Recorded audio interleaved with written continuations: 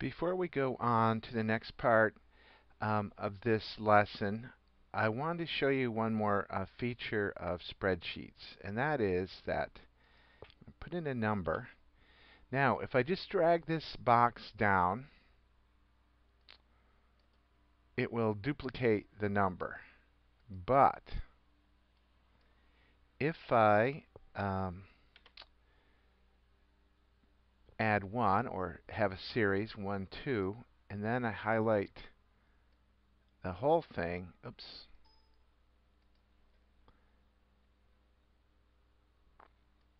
there we go. Highlight both boxes and then drag it down.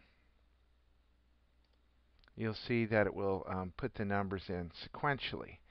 Now it will recognize any sequence of numbers that you put in based on the first two numbers. So if I put in 2 and then 4, highlight both of these, drag it down, it will give me all of the even numbers that I drag out.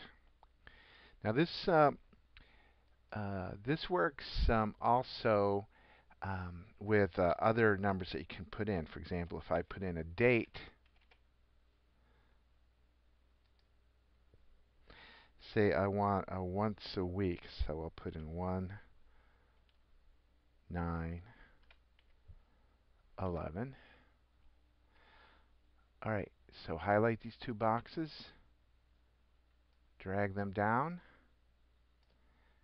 Oops, if you see all these, it means that there's not enough space. So I've got to go up here and drag this column out a little bit more. And there you have the once a week listing of the dates. Okay, so what I want to go on to next is talking about standard deviations. Now, this chart that I've already made up is based on the one that starts on page 132 of your book and illustrates how you would go about calculating a standard deviation. So you have 11 children and you have a raw score for each one. So the first thing you need to do is determine what the average of the raw scores is. And I was able to do that quite simply by using this formula, which is average, and then put in the range here, D4 through D14, and that will return the mean score. The next thing you need for each observation is the mean deviation, which is the raw score minus the mean.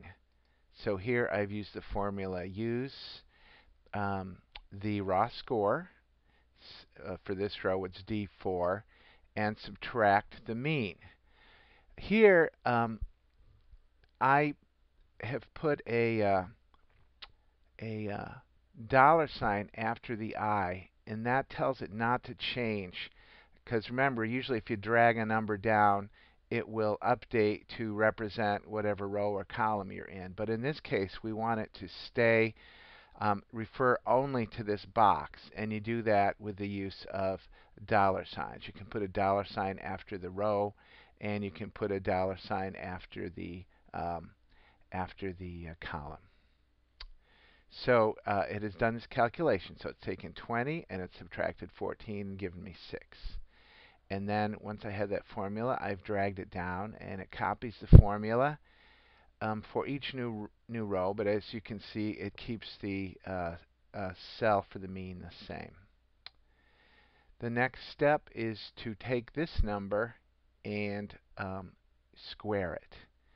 And here's how you do that. So the command is power, and then you go open parenthesis, and you tell it where to look for the number, which in this case E4, and comma, and then the power you want it raised to. So when you square something, you raise it to the second power. So that's a 2. And then again, I dragged it down, so it duplicated the command for each new row.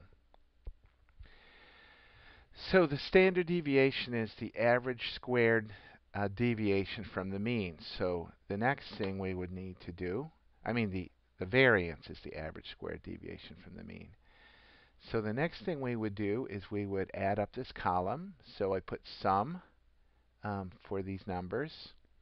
And then to get the variance, um, you get the variance by taking this number and dividing it by the number of observations you have. Remember, because it's the average squared deviation.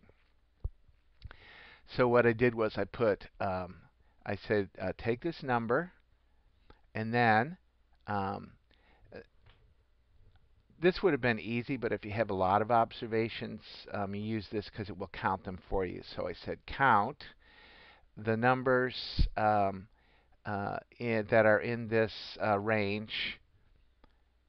Um, and so it counted up 11, put 11 in, and divided this total by 11. And this is the number you get for the variance.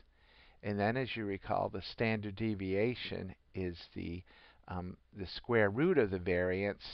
So the command for that is square root and then the cell where it is. And so the standard deviation turns out for this set of scores turns out to be 3.1.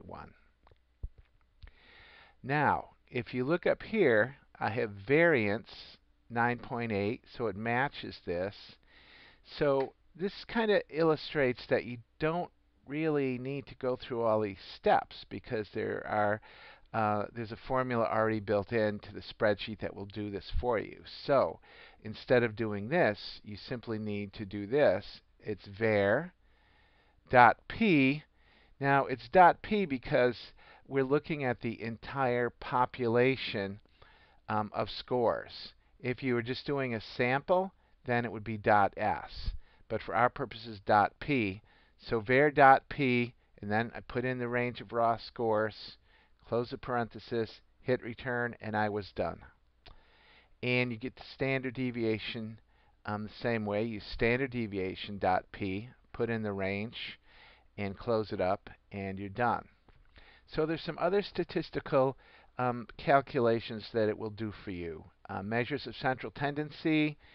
It'll calculate the average. We already did that. Median, you just put in median and the range. Mode, you put mode in and the range. It will also calculate the skew of your distribution. So that's if you plot out the distribution according to what your frequency of different scores is. This tells you a skew of 0 tells you that it's a symmetrical distribution, so they're normally distributed. If you have a number that's a high negative number, that tells you that your data are negatively skewed, and if you have a high positive number, that means that your data are highly positively skewed. So hopefully, for most assumptions for statistics, you hope that you have pretty much a normally distributed set of scores. Now, the other thing that you can do with these data is that you can have, at least in Excel, you can have it plot these on a frequency graph or a histogram that shows you how the scores are distributed. How many of each score do you have? And you can do that quite simply in Excel. You go to Data, and then you go to Data Analysis, and click on that, and tell it that you want a histogram. So then it asks you for, well, what's your input range? So the input range is these scores. And then asks you what your bin range is. Now, if you have like a really wide range of scores, what it will do is it will divide them into intervals, because you couldn't, like if you had 1,000 scores, you couldn't really represent those individually.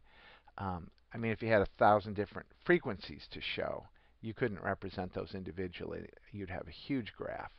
But in this case, the range only goes from 8 to 20. So we're going to put in the whole range, and it will show us each observation. So I did that over here in the same way. I put an 8, then 9, and then dragged it down to 20. So this represents the bin range. So I'm um, going to highlight this for the bin range, and then go back here. Um, and now now it asks where do we want this to go, and we're going to say, well, we want to see it. Uh,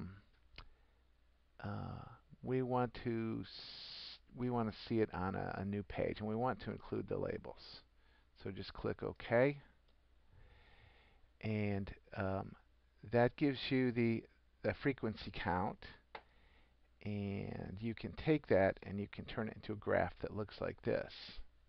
As you can see here, this says we have one score of 9, one score of 10. We have a bunch of scores that go in the middle, but as you can see, this is pretty symmetrically distributed scores. So it also gives you the frequency distribution, both as a table and visually.